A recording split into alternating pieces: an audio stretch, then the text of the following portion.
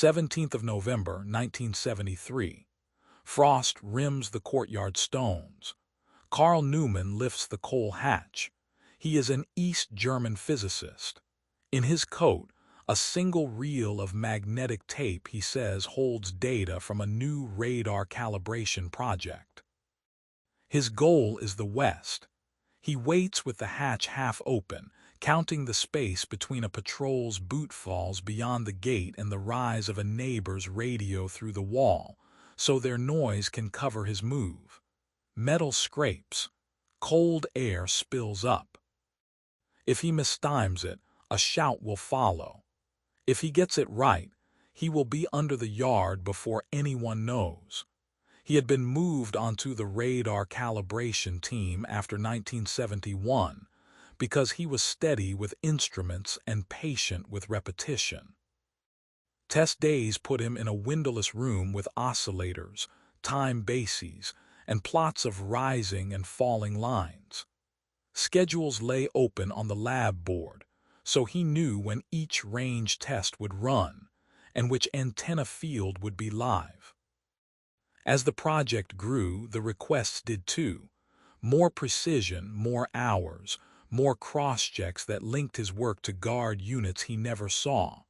He told himself the lines were only lines. He stopped believing it. If he left, he would hide inside the rhythms he already kept. He chose tape because it could pass for music.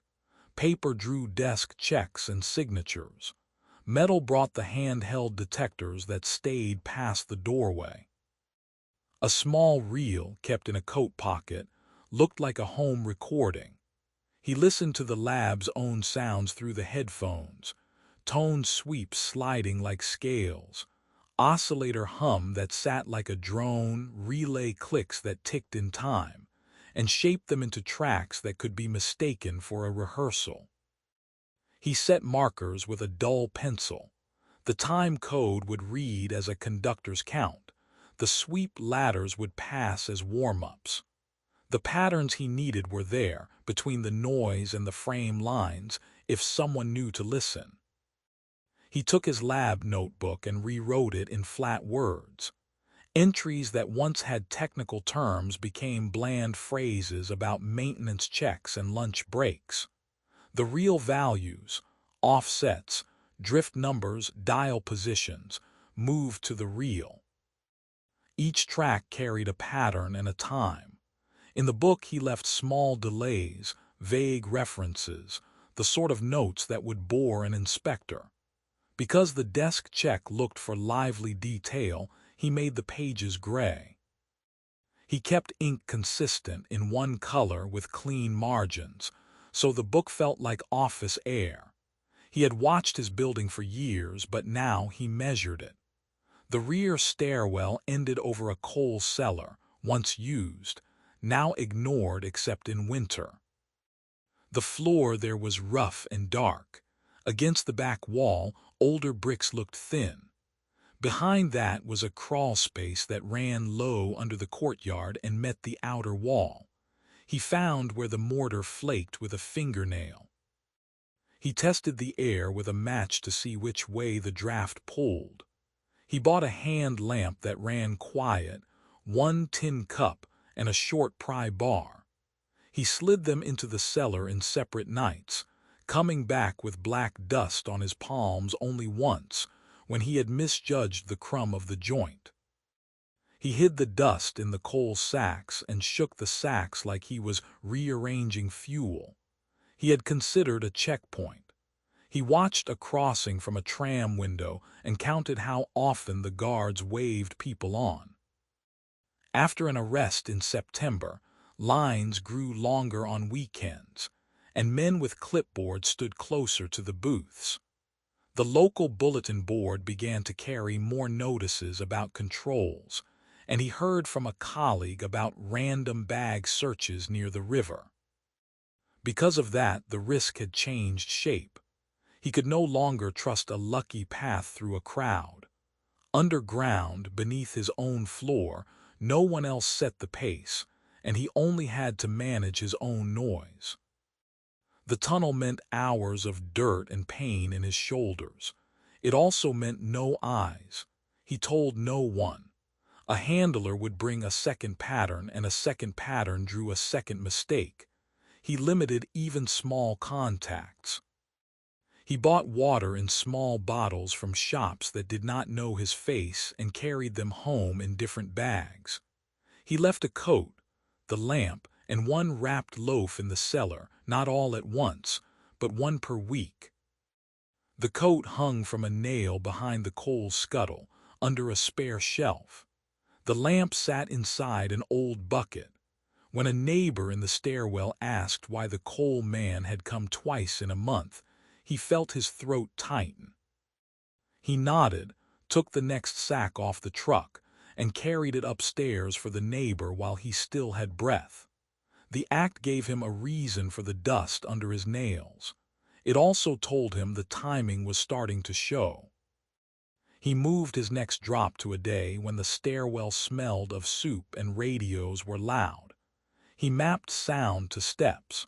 The factory whistle at noon covered the scrape of brick.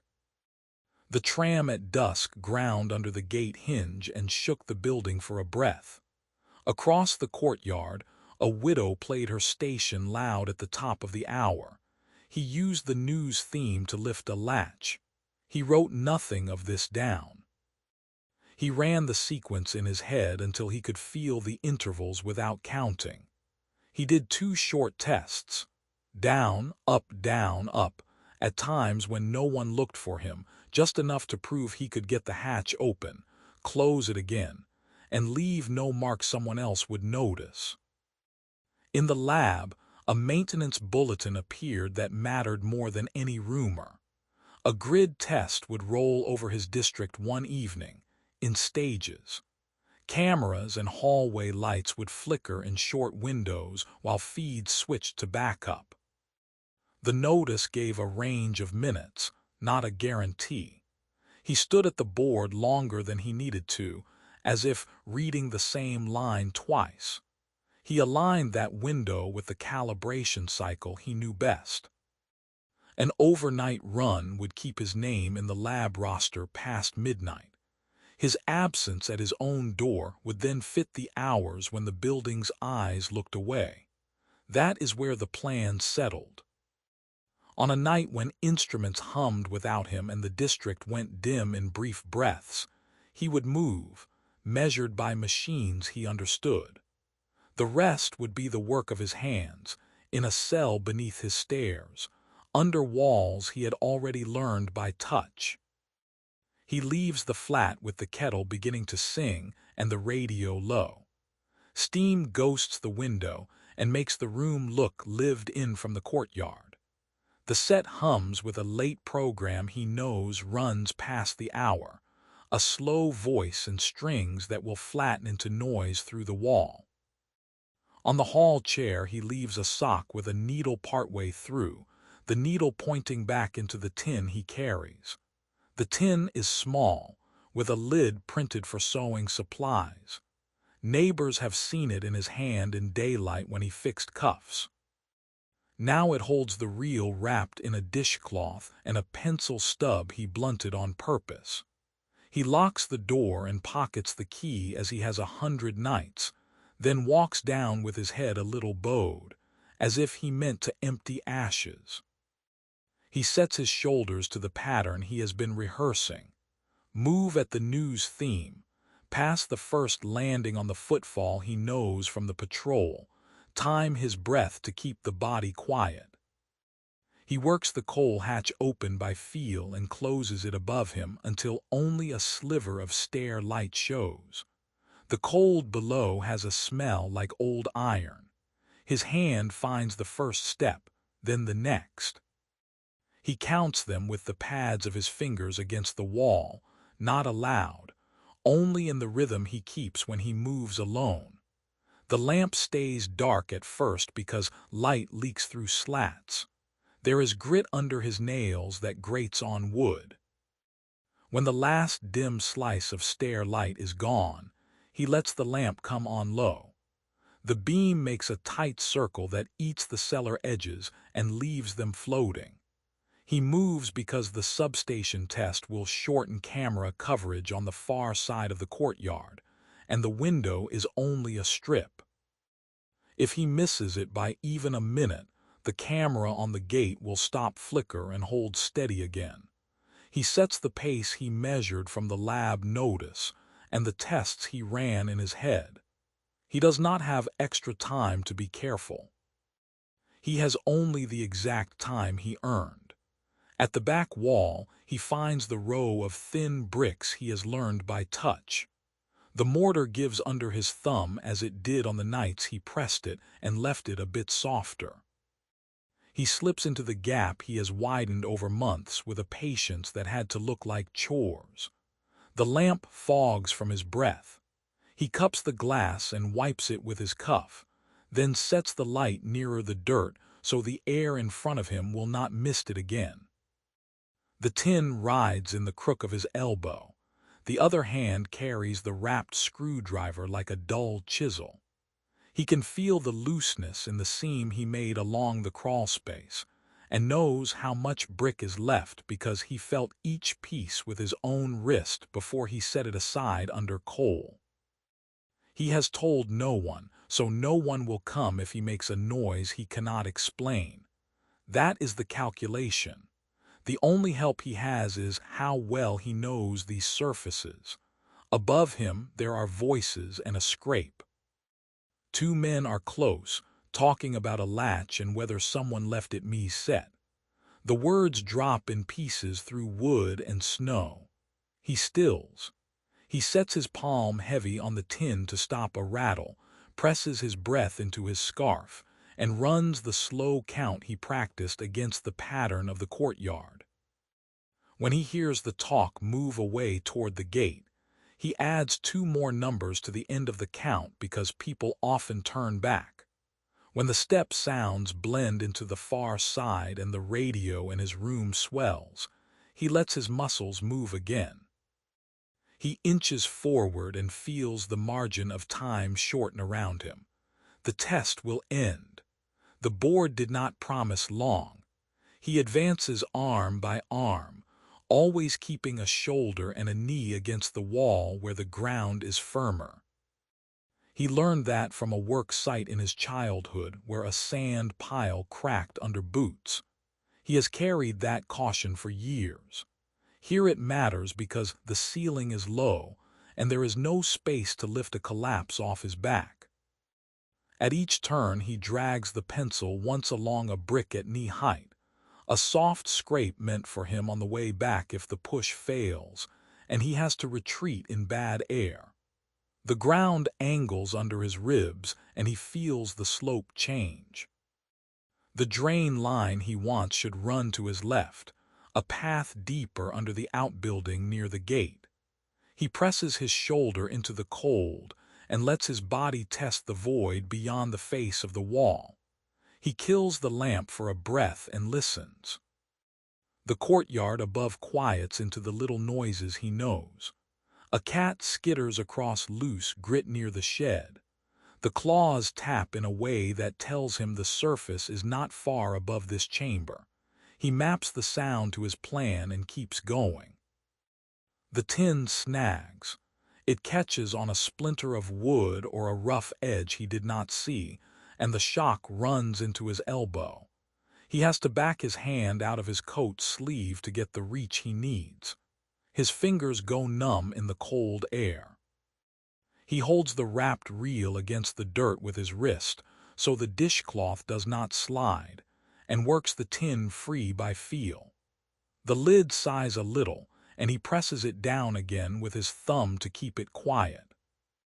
He wishes, briefly, that he had taped the lid, then pushes the thought aside because tape would have told on him on a day when someone glanced into the tin. He can feel the minutes slipping. He speeds up, not recklessly, but beyond the pace he had liked when he was alone down here in the practice runs. He counts again and does not like the number. The seam of thin bricks across the duct is where he expected it. He can tell by the way the air dulls, and the wall gives a note into his palm instead of a thud. He takes the screwdriver out of its wrap and keeps the cloth around the shaft so metal will not ring. The first lines of mortar crumble the way they did when he tested this spot with only a fingernail months ago. He works the seam with short, slow moves and keeps the tip under a brick so when it breaks free, it will not drop and knock the next. It is not enough. The outage will end soon. He hears in his head the time code of the grid test stages, and that pushes him into a faster rhythm. He risks more noise than he planned. A chip falls and hits his wrist. Another brick slides and scrapes the edge of the opening before he catches it against his chest. He makes the gap just wide enough for his shoulders. There will be bruises later. Later is not the point. He slides the reel ahead first, past the lip, a hand's length beyond his reach, and pushes himself after it. A splinter at the edge grabs his sleeve and tears it in a clean line. The thread pulls when he moves his arm, leaves a pale tail he cannot bring back. He knows small things can become large when someone looks for them, but there is no time to fix it. He keeps his weight flat. The new space presses close at his back and smells of damp brick and old air. He drags the lamp in by its strap and puts it near his cheek to keep the beam low. The chamber on this side feels older. The cold is not sharp. It is a slow, draftless kind that settles into the joints. He should feel moving air if the exit is near. Instead, there is only stillness. He reaches an arm out and sweeps for a seam where he had marked one on his plan. He finds nothing but an unbroken surface and a faint line of slime on brick. He presses his ear to the wall and feels no pull, only the thud of his own pulse through the stone. In his head he sees the map again, and the measures he took with his steps and the cat's run, and tries to place the error. It is not a mistake of idea, only of inches, a wall's thickness where he thought there was void. The window for the cameras is closing above him. The draft that should tell him the way does not come. He lies still long enough to feel the weight of the choice settle. Go back into the light that is about to return, or go forward through a wall that is not where he drew it. Days before he drops through the hatch, he notices a chair turned a finger's width off the line he keeps against the table leg. In his notebook, on a page he left blank, a single speck of graphite sits where no dust should be. He holds the book at the window and tilts it so the flake catches light. The page itself is clean, too clean. The margin looks pressed. He does not look for more. Looking would slow him and teach someone his tells. Because someone has already been inside, he moves his departure 2 days earlier. The obvious window, one the lab roster would explain too neatly, now looks like a trap meant for him to walk into on schedule. He changes his path to work and back the next morning without breaking stride. He takes a tram 2 stops past his usual transfer, steps off, waits, then walks to a different line he knows will put him back on course. Because he adds time, he can watch the faces on the platform settle and thin. A man in a gray coat steps off 1 stop late, then drifts to a bench with nothing in his hands. The coat's hem shows salt lines. The man's ear has a nick. Karl looks once at the ear and stores it. He splits his errands into small acts. Bread first, then a slow turn around a block, then soap from a shop with a crooked bell. He does not look over his shoulder. He lets the window glass do the work. The gray coat passes twice in different mirrors. On the second pass, the man watches a clock that has not worked in months. Because the pattern repeats, Karl edits what he carries. He leaves the pages a search would want in the bottom of a drawer, with nothing on them to draw the hand to stop. The reel stays where it looks like a tool of his daily life until the last hour. He trusts the ordinary to cover him better than any trick. He resets his times by feel so he does not have to look at a watch when eyes might be on him. He ties the new plan to the district power test he saw on the board, but he moves the entire run forward. A long afternoon stretches as he waits for the grid to stagger at night. He works as usual, then checks a conduit run on the way down that no one asked him to check. The act gives him a reason for being at a fringe door when the hour turns. When the hallway lights stutter, he takes the stair as if to the cellar for fuel, not flight. In the entry, he hears a vehicle idle longer than usual by the gate, the engine note holding steady and not rising as a delivery would. Exhaust threads through the grating.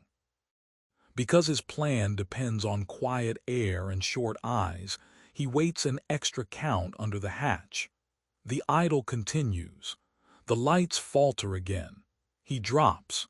He accepts as his boots touch the cellar floorboards that someone may already be at his back. The safest place is the route only he has measured. He keeps the tin in front of him at arm's length when he starts to crawl, so the lid will not scrape on rough stone under his chest. He has wrapped the shaft of his screwdriver again with cloth in case he needs it in a hurry. He cannot turn to look behind, so he tests his own breathing against the beat he learned to carry in tight spaces.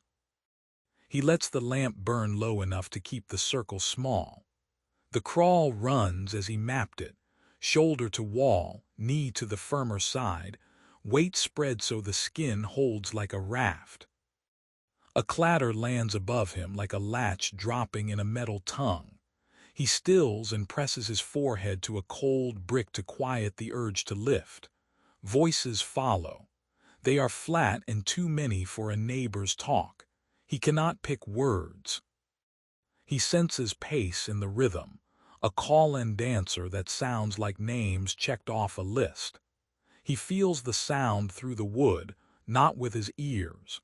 Because the count he gave himself has already stretched, he moves on the next exhale. He leaves some care behind. He chooses speed where he had meant silence. When the tin bumps, he cups it with his wrist and lets the lid press into his palm so the metal will not sing. The wrong wall is not a mistake he can argue with. The chamber on the far side of the seam has the old damp and the quiet air he would expect from a space set away from weather. But there is no draft where the map in his head shows one. He presses his ear to stone and hears only his own pulse. The window in the lights above is closing. If he backs out, he will meet steady hall bulbs and a gate camera that has found its fixed frame again. He tastes old water on the stones and a faint mineral tang that tells him this void is sealed. Forward means risk he cannot measure. Backward means a face at the hatch. He keeps flat and pushes. He does it because he has already accepted the other choice as a rest. He eases his body into the tightest seam he can find, a line at the floor where two courses meet.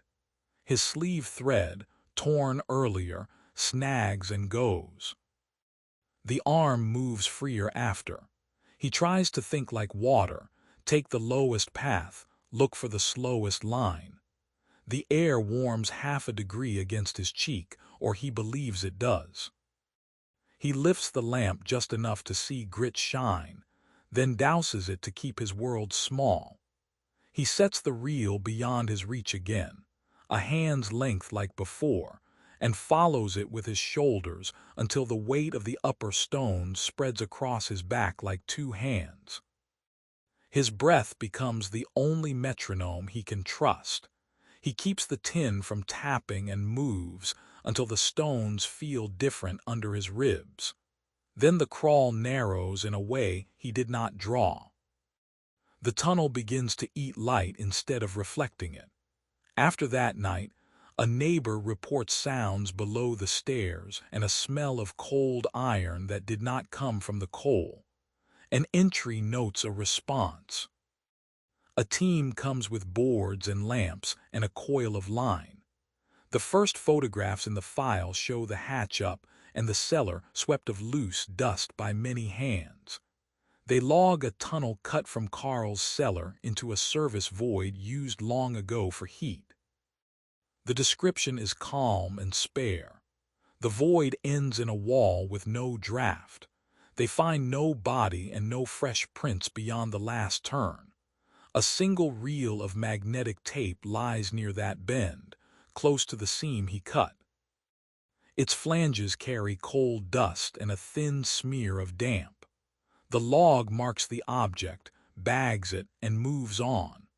The file records the discovery as if it were a conclusion, but it does not answer the question the crawl has posed. In the pages that follow, dates line up beside actions. The neighbor's call, the arrival of a van, the seal on a bag, but cause and effect rest where his breath and sight stopped. What remains are marks on paper, and one reel that should have been a map to radar lines, and turned out to lead somewhere else. His path, cut by his own hands under his own floor, collapses into the space the team calls a void, and the gap it leaves widens into the work of others. The reel went to a technical unit that handled air defense material, logged with the CALM tags used for parts and test records. The expectation was simple: calibration plots from a new radar chain, tones that would line up with known test orders.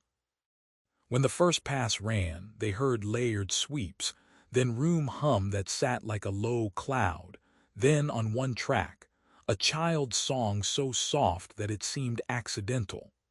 The notes rose and fell under hiss.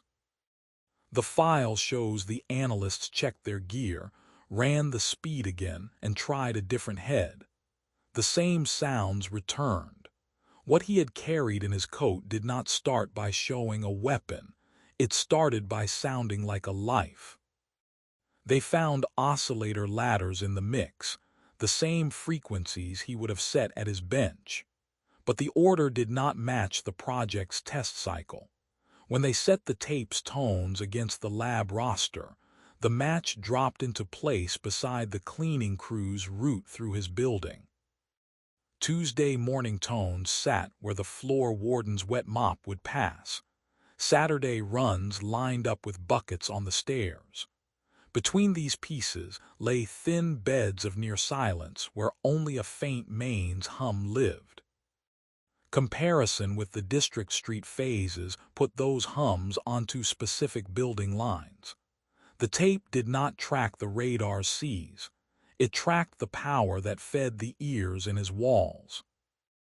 Once they moved their frame from devices to rooms, a pattern came. The reel mapped hearing instead of sight. It used duration and order to mark when spaces sounded different under watch. The choice he made months earlier, to push detail off paper and into something that could pass as private audio, read differently. He had not packed a shortcut to a weapons system. He had compressed a picture of surveillance pressure into everyday sound. His line had always been rigid: keep the risk where he could measure it. On the reel, he made a ruler that used his days. The tracks held small pieces that were not lab at all. A kettle hissed and settled. Corridor echoes knocked twice and returned late from a turn. The same lullaby drifted in and out at 9-minute gaps, then at 7, then at 9 again.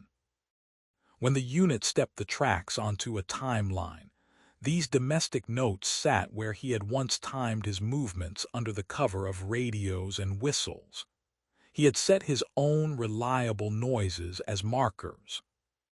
Against them a shift, a room's echo that came too short, a hiss that cut wrong, a hum that matched a different phase, would show a listener's power cycle or a plugged-in wire that should not be there. No codebook came with it. The reel stood alone, and full meaning stayed in the head that built it. Others could pull threads from it, but only he could read it with the certainty that makes a plan safe. Because the tape would not feed a radar team, the label moved. The file classed it under counterintelligence, not technology. The air defense project went on, and a plain memo said so. Inside his lab, the review widened. Managers turned to the people around his bench. Coworkers were reprimanded for leaving tone generators live after hours and for posting cleaning times on a shared board. Access rosters rotated. Requests for late-night keys met new forms and extra signatures. The changes did not come like punishment alone. They came as an attempt to close the small windows he had used. Beyond the lab, the response stepped into homes. Investigators re-interviewed neighbors about radios and kettles. Times that had been background turned into lines in a report. The building's routine shifted under watch. A woman moved her evening program to an earlier hour and was asked why. The stairwell went quiet at the top of the hour. The tunnel he cut was filled with bricks and plaster and a stamp of closure. Reports said every drain in range was checked and every basement floor was tapped for hollows. No trace of him came up in those spaces. No witness saw him cross a gate or a river line. His absence and his tape did the work his body could not do. They bent attention and changed how rooms breathed. His motive remained an open page that officials wrote around. One reading said the reel was a decoy, a pocket of odd sound meant to buy him a margin in the cellar while men upstairs chased a false prize. Another said it was a mirror, arranged to show how far the listening reached and to send that portrait out if he made it west. Both readings point back to the same core decision. Control the parts he could touch, encode what he could not speak without proof, and move because the net tightens when you stand still. He moved the date because a chair was off by a finger and a page was too clean. He put his trust in the counting he carried in his head and in the way a kettle sings. After the tape, work days in his circle lost their ease. A musician neighbor was told to lower her practice even earlier. Weekend border sweeps grew and hit more often. Roster rotations broke habits that had been the only shield some people had against notice. He had tried to ride the spaces that routines create. In response, the state filled those spaces with checks that made even small acts feel loud. The reach he had measured with hum and hiss lengthened down the block. What remains are the surfaces he changed and the systems that closed behind him. The wall he cut is a new wall. The reel sits in a file that does not match the project that drew him in. The lab moved on, but with more locks and fewer open boards. His neighbors boil water at different times. The record of him is a path made of sound, with gaps where a man's breath used to be. The plan, seen whole, was never only about a radar chain. It was about the shape of attention and how a person might live within it long enough to try to leave.